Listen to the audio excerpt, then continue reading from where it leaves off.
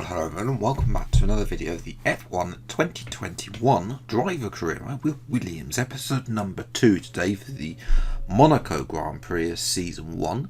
If you have missed the opening episode at Bahrain, then I recommend going and check them out. It'll give you a little insight to the start of this career mode, and of course subscribe to the channel if you're new to see plenty more F1 2021 gameplay content.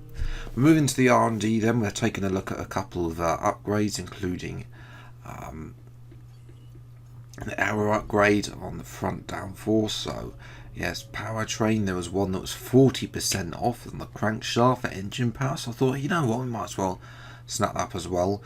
Some of the upgrades are a little bit more expensive as we go through as well, and that does come through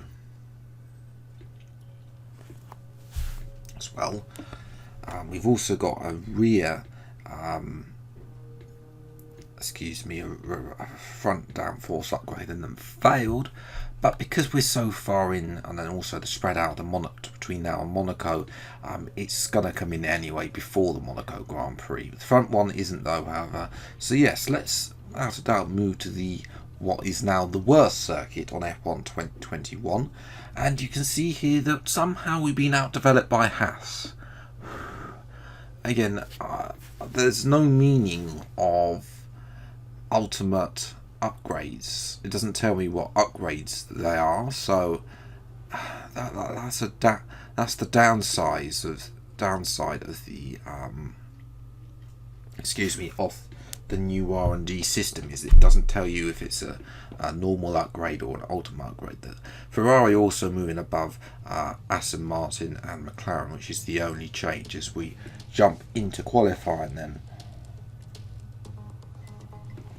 for the Monaco Grand Prix. Can we get anything? Obviously I have put the AI up for this episode compared to yesterday's episode, where they were a little bit lower, but as you can see that qualifying, I'm in the worst car, and qualifying is going usually well, and we're down in last position. Yeah, it's funny that I'm always in qualifying around 5-6 tenths off my teammates. That's how it was in F1 2020, and I don't think it's going to change in F1 2021, especially how slippery this track is. You'll see later in the race how slippery it is. We've improved by 3.5 tenths, struggled a little bit coming out of Raskas, but then through the final corner, Anti knows we do, and well, they don't tell you what position you finish, so we're going to have to wait for the screen to pop up, and also to get past Valtteri Bottas's face, and basically it's 2 by 2 by 2, which worries me that it's like that, but it's P20. It's a terrible qualifying. We can only get better than this. A proper road race, and in the true meaning of the word. That was how Mr. Monaco, the late great Graham Hill, once described this iconic event. The cars we drive have come a long way in the intervening half-century, but still we race on those same public roads beside the Mediterranean Sea. There's no victory more coveted than that of the Monaco Grand Prix. The prestigious Circuit de Monaco then. It's not all that dissimilar today to the layout that made its debut almost a century ago.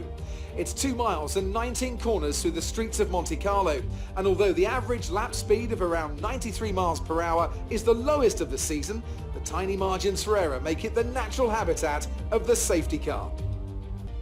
Before we begin, let's take a quick look at the grid lineup for today's race. Good job yesterday from Valtteri Bottas. The Finn starts from pole position, and Lewis Hamilton completes the front row.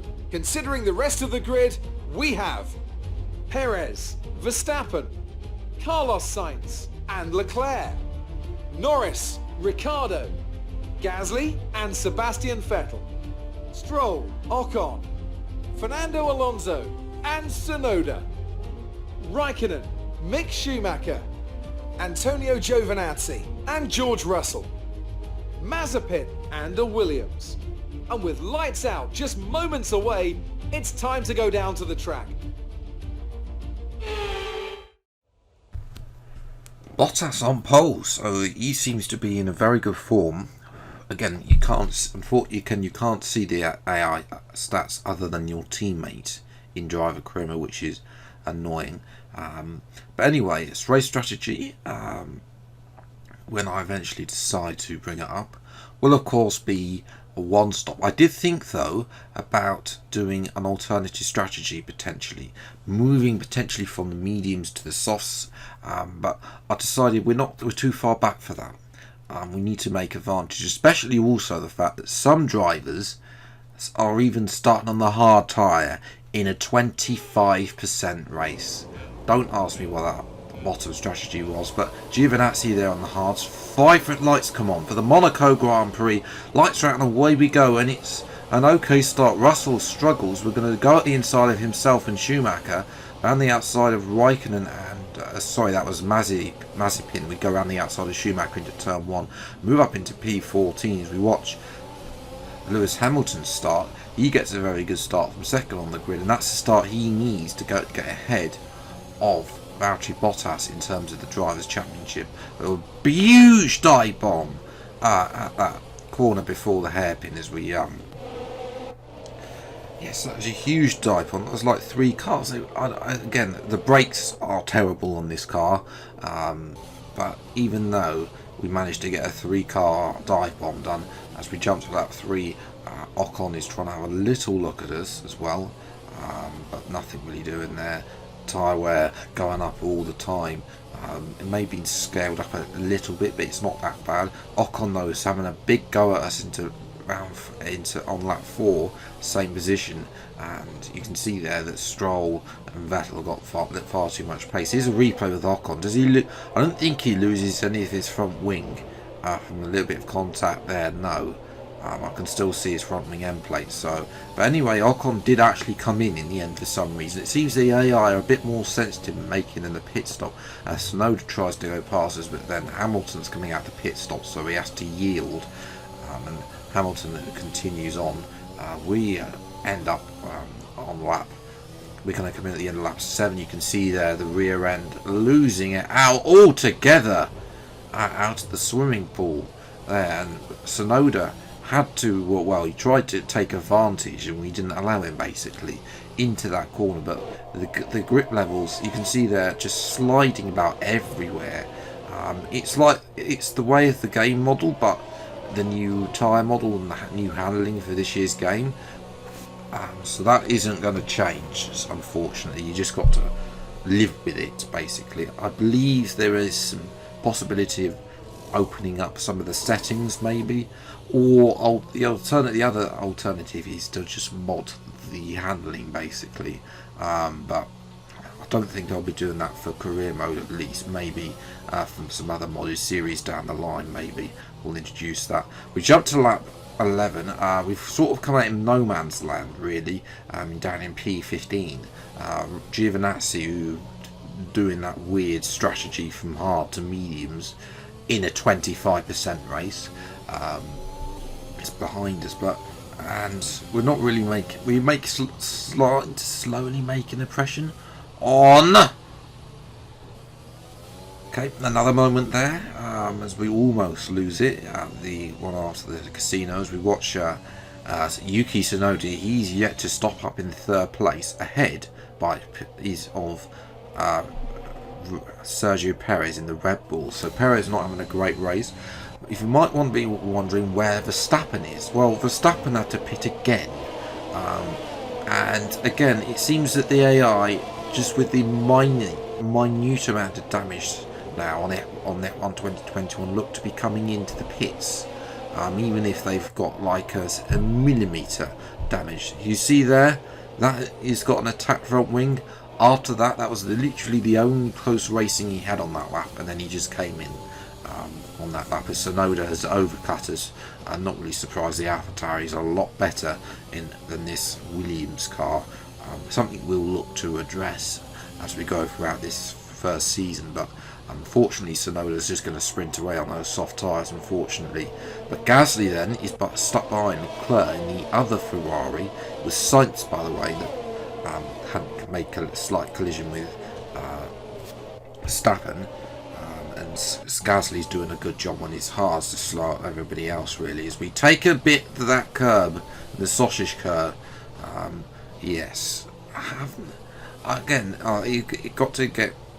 I've been taking the same lines now for so many years. Now I've got to train myself not to take those lines because I know that I'm going to end up in the wall. But we keep doing that. You see here we've lost on lap 18. We've almost lost it again as well. So and we had to slow for Raskas. Giovinazzi has actually caught up to me.